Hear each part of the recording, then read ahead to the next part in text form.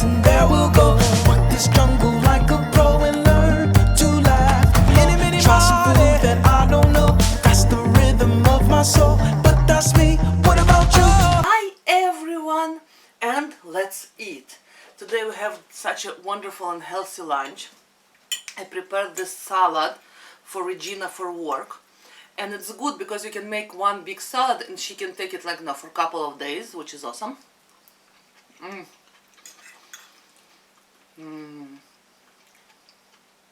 Such a good salad.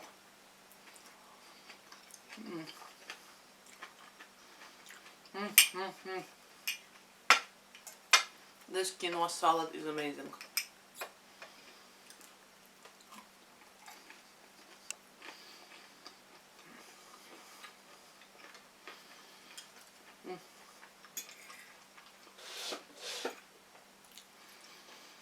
Such a wonderful, wonderful flavors.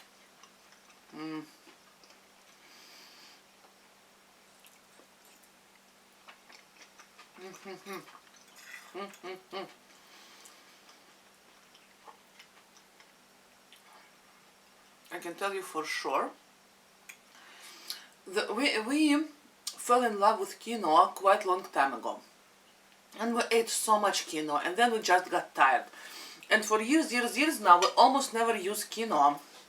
But cheers.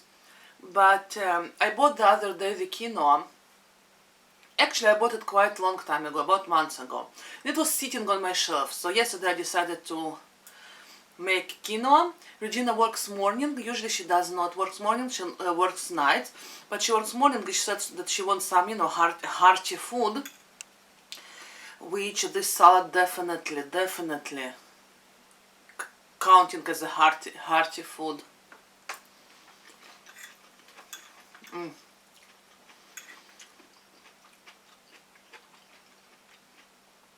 The mushroom, the eggplant is amazing.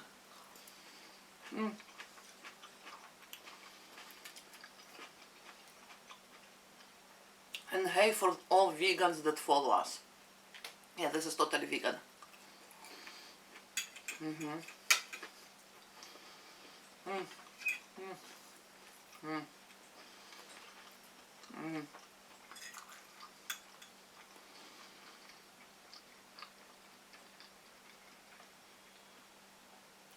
Such a good food.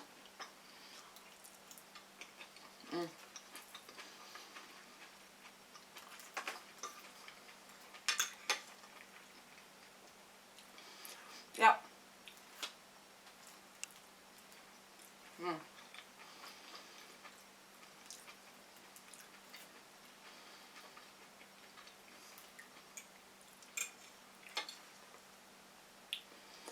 The other day I was reading about this article about dyslexic kids that got misdiagnosed in the system, and how hard it to for some people to diagnose, especially girls.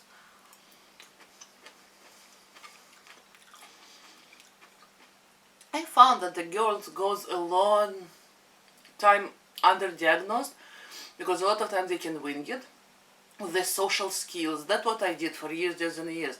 I was asking other people to read me, my friends, or I was learning with them and they were reading to me, or I was, when I was writing, I could wing it. Now I'm not profoundly dyslexic, so I don't have like a lot of issues, but I do have some.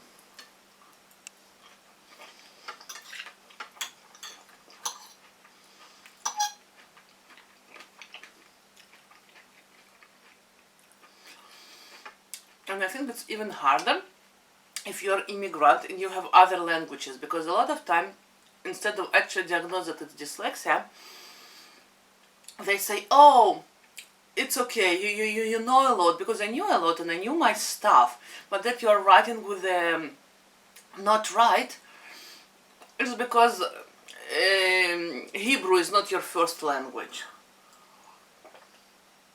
And it took years and years until it would actually, someone asked me, do you do the same amount of mistakes when you write in Russian, and I said I almost can't write in Russian, and they said, oh, how come? And I said, it's such a hard language to write that I can't, and only then someone says, oh, so you're probably dyslexic, so you do it in all languages. And I said, yes, I do it in all languages. But I think in school system, especially if they're a relatively new immigrant or, you know, a couple of years immigrant, everyone will send children for ESL rather than actually diagnose them. And it's a shame because I lost too many years of treatment that I could get, and maybe I would be writing the better way. So, yeah.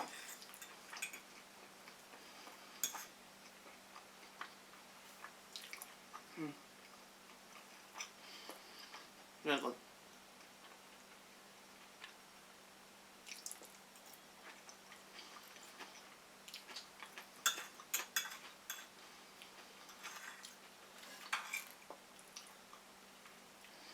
So yeah, just a little bit of awareness about dyslexia and all of this. And I know I'm a huge advocate for dyslexia and for you know, learning differences, because everyone learns different. Some can wing it as a system, some can't. And a lot of times the boys will show the failure faster than girls will, because they will rely more on social. And if the girl is very social and etc., a lot of times she will rely on her friends to read for her, just to wing it, while boys will react more emotionally or distracted or bored or something like that. So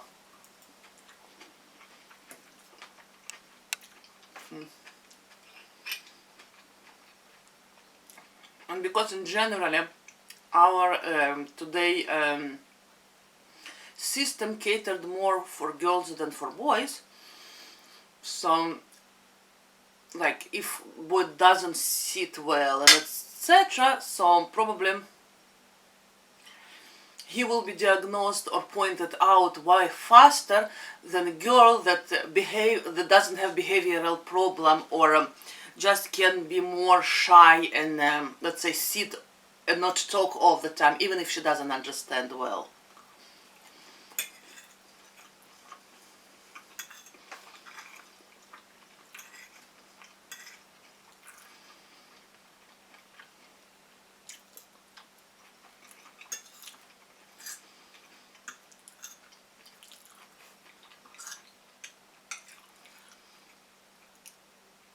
The other day I was talking with one of the teachers, Ariel's teachers, and she told me that that he finally can read and etc. And she told me, you know what, maybe he's just 5th grade scholar. And I asked what it is, and say some kids are just brain of the kids more mature by 5th grade, and they start reading way better and understand way better on 5th grade, and it's totally what happened to Ariel.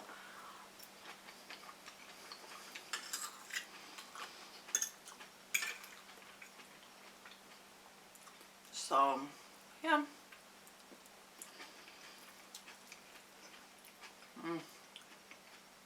The mushrooms and the eggplants are such a great idea to add to quinoa.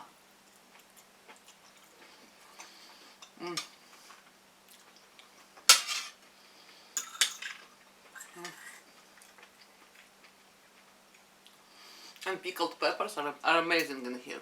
It makes all picklish and a bit spicy, which is awesome.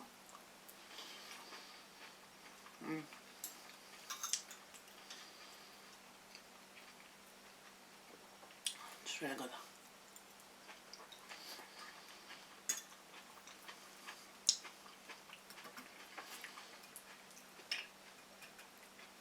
Yum yum.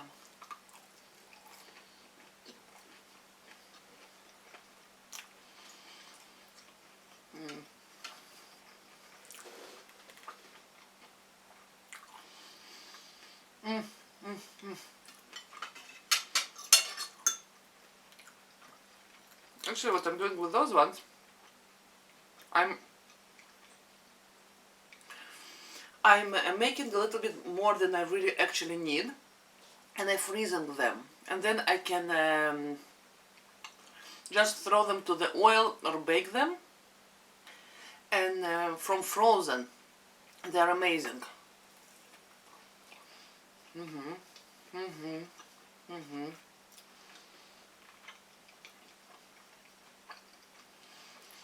Such a great dish.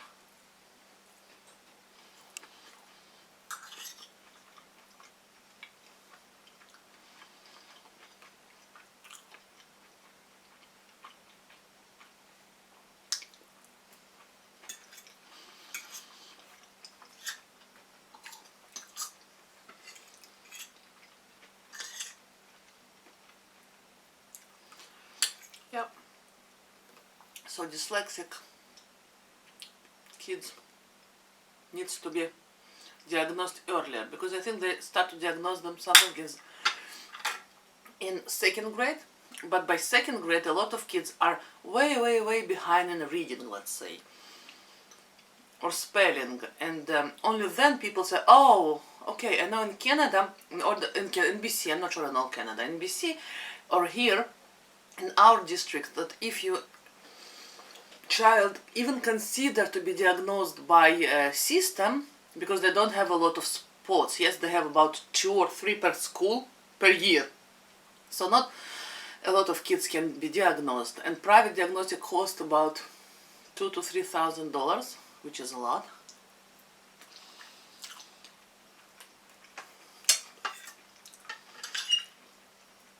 The child needs to be 2 years behind his age, which is a shame. The child needs to fail for like 2 years before someone can actually say, oh, let's diagnose them. And then it's not exactly 100% that he will be even sent to diagnosis, because the school will say, you know what, you have child that are now reading in 2 years level less, but we have here child that fails in all of it, and you know what, you already took your child for treatment and you're helping him, so anyway he's helped, so we don't need to diagnose him. And it's a shame, it happens too often.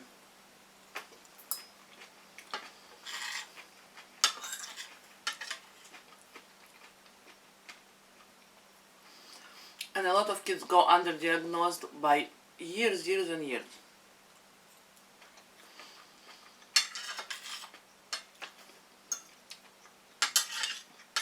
Yeah, and 2 things that always we can hear, oh, he needs to read more.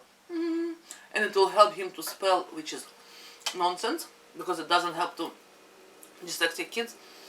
And he will outgrow it. No, you can't really outgrow it. You can mask the symptoms, you can treat the symptoms, you can, brain plasticity can work better in certain circumstances, but not 100% cured.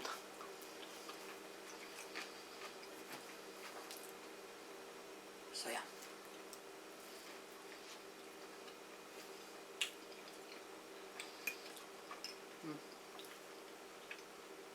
And if you don't know, I was diagnosed in 9th grade. And it was way late for me to get proper treatment.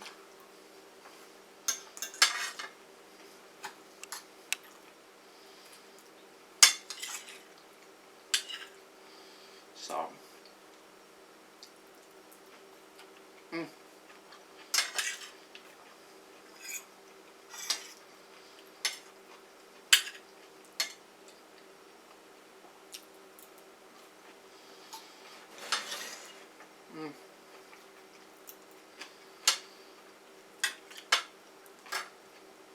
I love it on so many levels, you have no idea. Regina called me and told that it was great salad, so yay! Win-win.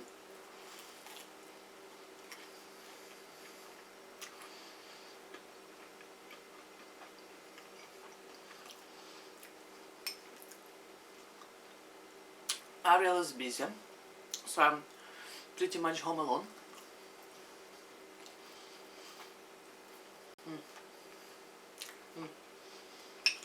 such a great idea. Oh, I love it so much. Mm. Mm. Mm. Mm. Mm.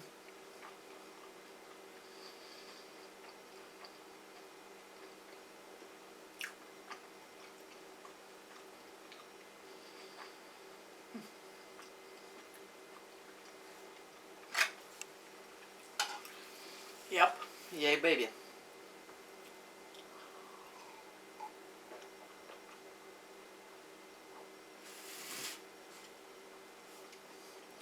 On the other hand, because of the brain plasticity and ability to excel in something other than academics, so yeah, you really need to find something the child is excited about, child that wants, whether it's some kind of sport, and it's extremely important to give them opportunity to try, because a lot of time we tend to push our dreams on our children. And you know, if you want to go, like I really wanted him to do martial arts, so I took him to martial arts, but he didn't like the first place, and then he asked me to try the other place, and he really fell in love with the other place. So yeah, and I got lucky that he really loved it. But on the other hand, if he would say that, okay, you know what, the other place I don't like it too, I would take him to something else. As well as he tried to do skating, which he didn't like. He did 2 rounds of skating and said to me, you know, oh, I don't want to skate anymore. Can I skate only for leisure? And I said, totally. And the other stuff. So we tried a couple of times, and then we see if he likes it a lot or not. Here you can, you know, go for term, like 2 months, something period. So 1 term or 2 terms to try something, and he doesn't like it. So only if he wants. Now he wasn't swimming for, I think, 4 or 5 years, but he came back now for swimming, and he really enjoyed the classes now for swimming. So yeah, like the try, and you know, child need to find something that he's really, really good in. Everyone, you and me, need to find something that we're good at. Actually, I'm really getting better in my editing skills, so yeah. I'm totally proud of myself. So yeah.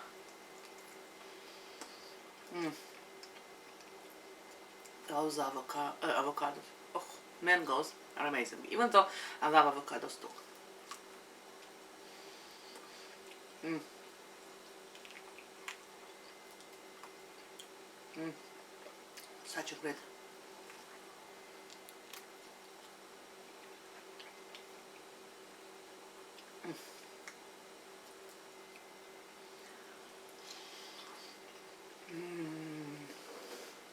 Yum, yum, yum.